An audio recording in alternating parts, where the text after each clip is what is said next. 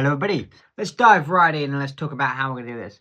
So you've read the title, we're going to be rebuilding Apple's icons. So the way they've now done this with liquid glass is actually you get all the assets. So I'm going to show you how we do this and how we build an icon.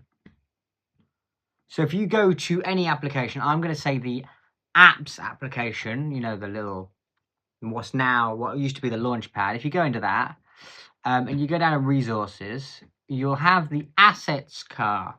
If you've got like an asset catalog expansion thing, I've got the asset catalog tinker, which allows me to expand it out. So as you can see in here, we've got some clearly icon sized files that are the standard icons, but actually you'll notice this is the old icon because the new one has the like search bar, which is here. So if we select all of these items, no, the ones that happen to have a number on it, they happen to have done a good job of numbering them. They've gone 8, 7, 6, 2, 3, 5. You get the idea. If we copy all of that and then we just drag those to the desktop, they're now on the desktop. If we open Icon Composer, create a new icon to compose, and we drag them in, oh, what do we have here? Looks pretty similar if you ask me. Clear difference is the background's different, so let's get on with that. We want it white. We want no gradient. It's more white than that. I've not done a very good job of the... Oh, it's crashed. It's crashed. Don't run a beta.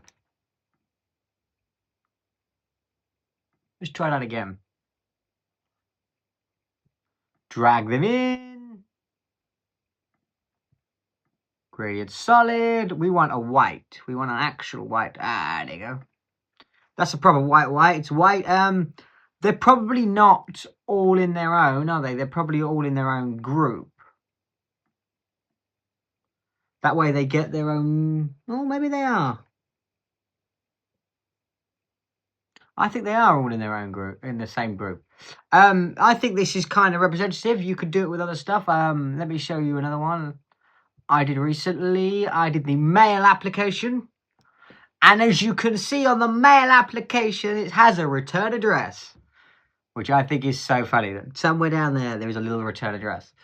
Any others I did that I thought were interesting? I did the CarPlay application, the new like CarPlay logo for developers. I did the Photos app. I haven't got this quite right, and I think it's the opacity that I've not got right. It's trying to translucency, something like that. But as you can see, it's the building blocks of the application. Just need some tinkering around with. But it's quite good that you can now do this. You couldn't do this before because, of course, they were just giving you the static assets. But, of course, you can use these in your own application. You probably shouldn't. But if you haven't got a design team like me, I could steal some of this into making it its own thing. But, yeah, I just thought I'd show you this. It's a bit neat, a bit of fun. Doesn't have much use, but it has much use if you dig around in application bundles and stuff like I do. I spend a lot of time debugging and extracting stuff. Being able to extract the icon and replicate that now is quite clever. You could just do it with a couple of layers. But yeah, anyway, see you in the next one.